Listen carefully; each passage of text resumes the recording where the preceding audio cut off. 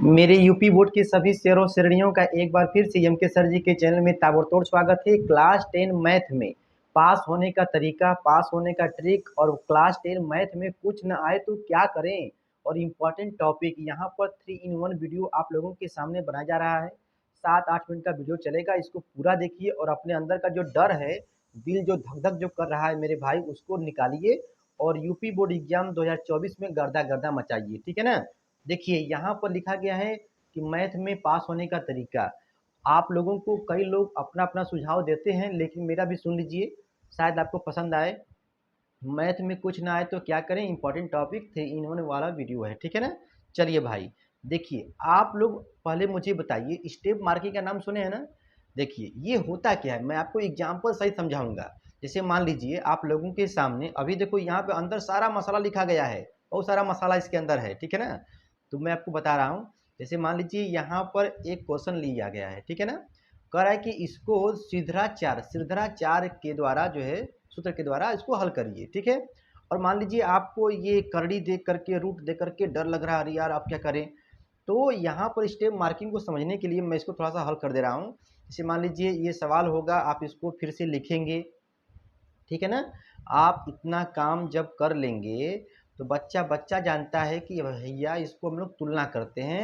X square B X plus C से तुलना करोगे तो ए बी सी का मान निकल जाता है कि ए का मान 4 आ गया, बी का मान आ गया 4 रूट में 3 आ गया, सी का मान आ गया तुम्हारा 3 आ गया। ठीक है ना।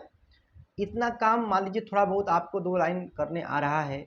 और आपको सिद्धाचार्य का जो सूत्र है, यक्स इक्वल टू होता है minus B plus minus B square minus 4ac। ठीक है, अपान में होता है 2a।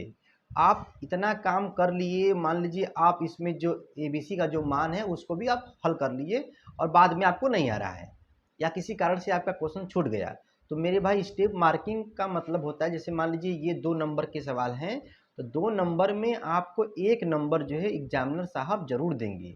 इसी को बोलते हैं स्टेप मार्किंग, क्लास 10 मैथ में पास होने का तरीका। ठीक है ना। चलिए भाई, तो आप समझ गए। तो यहाँ पर प्रत्येक क्वेश्चन को, मैथ में कुछ ना आए तो क्या करें। देखिए प्रत्येक क्वेश्चन को टच करिए, टच करने का प्रयास करिए। टच करने का मतलब ये है कि जैसे मान लीजिए आपको जितना आ रहा है नहीं आ रहा है, तो जो क्वेश्चन में जो दिया गया है, गिवेन दिया है, ठीक है ना, उसको यहाँ पर हल करिए। 1-2 लाइन फार्मूला जो भी है उससे संबंधित उसको लिखिए, छोड़ दीजिए, तो भी मेरे भाई आपको आधा नंबर 1 नंबर जरूर एग्जामिनर साहब देंगे। अच्छा, उसके बाद यहाँ पर मैथ में पास होने का तरीका ये भी है कि आप लोग एनसीईआरटी के जितने भी क्वेश्चन हैं, एनसीईआरटी के जितने भी क्वेश्चन हैं उसको पढ़िए मत, रगड़ के पढ़िए। ठीक है, एनसीईआरटी के जितने भी क्वेश्चन हैं एग्जाम्पल वाले और एक्सरसाइज वाले, उसको रगड़ के पढ़िए। और उसी में यदि बोर्ड में आए हुए क्वेश्चन हैं तो भैया इसको तो कच्चा चबा के खाना होगा। मैथ में पास होने का तरीका क्लास 10 का बच्चा खोजता है। ठीक है ना, कि सर जी कैसे पास हो, मुझे तो कुछ नहीं आता है। रुको रुको, मैं आपको इम्पॉर्टेंट टॉपिक भी बताऊंगा, चैप्टर का नाम। ठीक है ना, उसको पढ़ के जाइए। ठीक है ना। देख भाई, और 5वां टॉपिक क्या है, टिप्स है।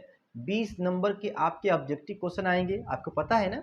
20 नंबर में आप थोड़ा बहुत क्लास 10 में पढ़े भी होंगे, तो आपको मेरे भाई, बहुत आप कमजोर छात्र हैं तो 5-6 नंबर तो आपको आ ही जाएगा। मतलब ऑब्जेक्टिव वाले जो क्वेश्चन हैं उसमें आप कर लो जाओगे। अब बचा तुम्हारा 12-15-16 क्वेश्चन की सर जी ये तो मुझे बिल्कुल नहीं आ रहा है, तो उसमें आप तुक्का भी लगाओगे ना, बी बी सी सी जो भी है, तो भी उसमें जो 3-4-5 आपका जो है फंस जाएगा। मेरे भाई कहने का मतलब कि 20 नंबर में आपका 8 नंबर 10 नंबर, आप यदि बहुत पढ़ने में कमज़ोर हो तो, और जो बच्चा पढ़ने में तब मस्त है, ठीक है, तो भाई वो तो जो है 20 में 18, 19, 16 इतना भी लाएगा। ठीक है, 20 में 20 भी लाएगा। ये तुम्हारा हुआ ऑब्जेक्टिव। इसको जो है इस तरीके से आप पढ़िए कि आप एग्जाम में मैथ में पास होने का ट्रिक यही सब है। ठीक है ना। यहाँ पर जो बातें होंगी रियलिटी वाली होंगी। देख भाई, यहाँ पर इम्पोर्टेंट टॉपिक चैप्टर क्या है। देख भाई, होने को तो बहुत सारे चैप्टर हैं और आपको प्रत्येक चैप्टरों को पढ़ना होगा, लेकिन आप ये खोज रहे हो कि मैथ में पास होने का तरीका, ट्रिक क्या है। ठीक है ना। तो आप लोगों को कम से कम त्रिकोणमिति कम टाइम में जब भी आपको समय मिले तो त्रिकोणमिति को पढ़ने का प्रयास करिए, ट्रिग्नोमेट्री को। ठीक है ना। त्रिकोणमिति वाले चैप्टर को रगड़ के पढ़ेंगे तो इसमें से ये नंबर बटोर वाले चैप्टर हैं। सर जी नहीं आता है तो भैया कमेंट करिएगा, ठीक है ना, वीडियो बना होगा और यहाँ पर भी पढ़ाई होती है, एम के सर जी का सपोर्ट कीजिएगा, ठीक है ना। ये वाले चैप्टर जो है पढ़ के जाइएगा। निर्देशांक ज्यामिति भी बहुत ईजी वाले चैप्टर हैं, ठीक है। इसमें दो बिंदुओं के बीच की दूरी निकालना है, बहुत सारा है, ठीक है ना। तो संरेख सिद्ध करने वाला होता है। तो कहने का मतलब है कि निर्देशांक ज्यामिति वाले चैप्टर को भी आप रगड़ के पढ़ डालिएगा, ठीक है ना। अब देखिए बहुपद है, द्विघात है, तो इसमें से भी 2 नंबर के 1 नंबर वाले क्वेश्चन बनते हैं, तो इसको भी आप लोग रगड़ के पढ़िएगा। देखिए भैया मैं नहीं कहता हूँ कि आप पढ़िए, मैं कहता हूँ कि रगड़ के पढ़िए, ठीक है ना। आप 1 महीने भी मन से पढ़ाई कर लोगे मेरे भाई, यदि आप कुछ नहीं पढ़े हो तो मैं बोल रहा हूँ, ठीक है ना। और जो बच्चा शुरू से मतलब क्लास कर रहा है तब तो कोई बात नहीं है, ठीक है। उसके लिए हर सब्जेक्ट हर चैप्टर इम्पॉर्टेंट है मेरे भाई। अब देखिए उसके बाद क्या है, देखिए ये वाला जो चैप्टर है पृष्ठीय क्षेत्र और आयतन, क्षेत्रफल और आयतन, ठीक है ना। इसमें क्या है, इसमें फार्मूले के हिसाब से सवाल बनता है, ठीक है ना। तो फार्मूला याद कर लोगे आप लोग और एग्जाम्पल जितने भी होंगे उसको रगड़ डालोगे तो इसमें से भी आपके कुछ नंबर आपको देखने को मिल जाएंगे। और आप इसको देखिए 2 टाइप से क्वेश्चन बनते हैं, एक नॉर्मल बनता है और एक हार्ड बनता है, ठीक है ना। तो नॉर्मल वाले आप लोग कर ले जाओगे आप यदि थोड़ा बहुत उस चैप्टर को पढ़े रहेंगे तो। और सांख्यिकी वाला भी मार मेरे भाई जो कोई कठिन नहीं होता है, ठीक है ना, पढ़ोगे तो ये भी आ जाएगा, ठीक है। बहुत इजी वाले क्वेश्चन होते हैं, इजी होते हैं, ठीक है। इसको भी पढ़ लीजिएगा, प्रायिकता का भी थोड़ा बहुत नॉलेज ले लीजिएगा, ठीक है ना। तो कहने का मतलब ये है कि क्लास 10 मैथ में देखिए अभी और सारे चैप्टर हैं, लेकिन पहले इनको जरूर रगड़ के पढ़िएगा।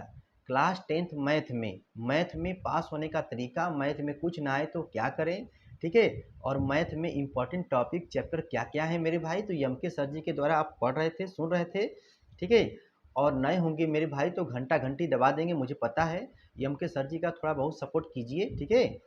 और क्लास 10 का संबंधित जो भी है यहाँ पर मसाला आप लोगों को मिलता रहता है, ठीक है। बाकी आप समझदार हैं, फिर मिलेंगे, पढ़ते रहिए, टाटा बाय बाय।